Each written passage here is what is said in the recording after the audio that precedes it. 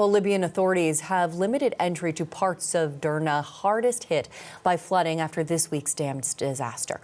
Only emergency workers will be allowed to enter the area as concerns grow over water contamination due to dead bodies. The CBC's Dominic Velitis tracking the developments for us this morning. He joins us now from London. Dominic, there are growing concerns we've talked about safety when it comes to the water in this situation, and about sort of mass graves for some of the victims. What can you tell us about sort of the health concerns in the aftermath of this disaster? Well, Natalie, several aid organisations are now warning we could well see disease spreading in the coming days. Not only that, there are serious concerns too about their ability to deliver aid to those most indeed Islamic Relief is warning of a second humanitarian crisis unfolding in the city due to a combination of those two factors, the threat of disease on the one hand and issues with access on the other. As you can see from the pictures, conditions on the ground are extremely challenging.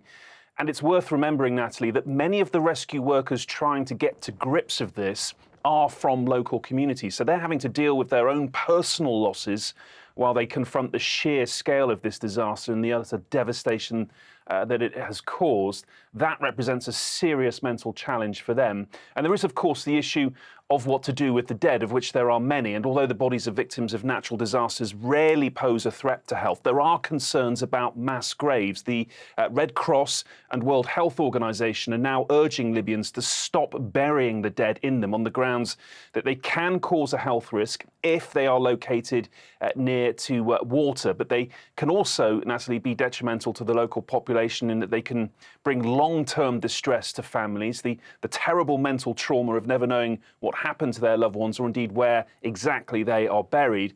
And they can also bring social and even legal problems in the future as well. But just to bring you up to date on the international response to this disaster, Natalie, Canada is among the countries, of course, reaching out to help. And we're hearing that it's now giving an additional $5 million to aid agencies on the ground to help them deliver immediate life-saving assistance. Natalie. Dominic Velitis with the latest. Thank you.